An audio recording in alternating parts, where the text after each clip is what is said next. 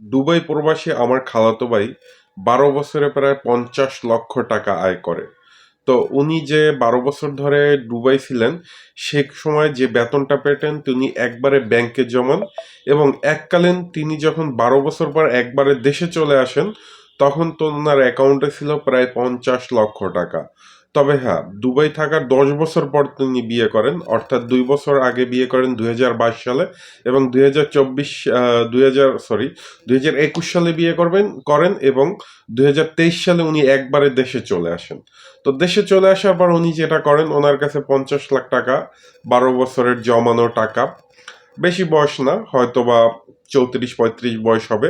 উনি যেটা করলেন কি, টাকার গরম সহ্য না করতে পারে উনি আমাদের পৌরসভা শহরে 2 কাঠা জমি কিনলেন 20 লক্ষ টাকা দিয়ে। শুনেন, তো 2 কাঠা জমি 20 লক্ষ টাকা, এবং বাকি যে 30 লাখ টাকা ছিল সেই 30 লাখ টাকা দিয়ে উনি বিল্ডিং এর কাজ ধরেন পৌরসভা থেকে 3 তলা ফাউন্ডেশনের প্ল্যান করে, তারপরে একটি 3 তলা ফাউন্ডেশন দিয়ে অলরেডি 1 তলার ছাদ দিছে 30 লক্ষ টাকায়। শুনেন কথাটা।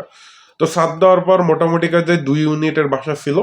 তো 1 তলার ছাদ দেওয়ার পর এখন মানে ওনার অবস্থা এমন অবস্থা যে ওনার যে বাথরুম ছিল, সেই বাথরুম করার জন্য বাড়ি থেকে মানে তার বাপের কাছ থেকে বিভিন্ন জনের কাছ থেকে ধার দেনা করে তারপর বাথরুমের কাজ করা লাগছে। তারপরে এখন ওনার কাছে কোনো টাকা নেই। পারলে উনি কোনো চাকরিতে যান, না হয় রিক্সা চালাইতে চান, না হয় মানে দিনমজুরেরও কাজ করতে চান। কিন্তু উনি যখন দুবাইতে ছিল, প্রতি 3 বছর পর পর দেশে আসতো। বেশ টাকার গরম ছিল। এটা আমি কোনো প্রবাসীদেরকে ছোট করে এই কথাগুলো বলছি না। এটা শুধুমাত্র আপনাদের যে ভুলটা আছে, আপনারা যেখানটায় ভুল করেন, সেটা হলো গিয়ে আপনারা যে আপনাদের জীবনের সারা জীবনের যে সঞ্চিত যে অর্থটা, সেটা দিয়ে আপনারা যেটা করেন একটি সুন্দর বাড়ি করেন।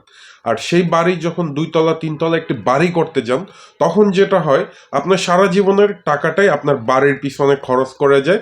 মানে আপনার টাকায় আপনার কোনো রকম ভোগ বিলাসিতা বা কোনো প্রকার আপনার যে জীবনের আনন্দ থাকে, সেই আনন্দটা এক কথায় বলতে গেলে এই বাড়ির পিছনে আপনার নষ্ট হয়ে যায়।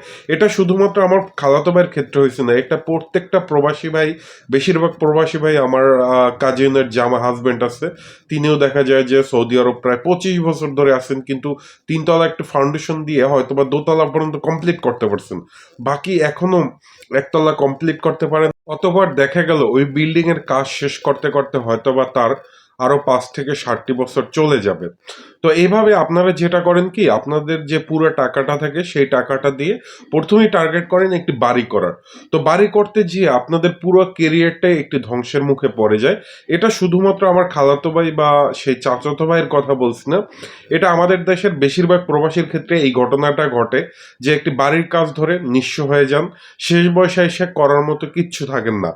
যত জীবনে সঞ্চিত অর্থ থাকে সবকিছু আপনার ওই বাড়ির কিছু পিছনে এবং হইলে গিয়ে ছেলেমেয়ের পিছনে খরচ করতে করতেই আপনার জীবনটা শেষ হয়ে যায়।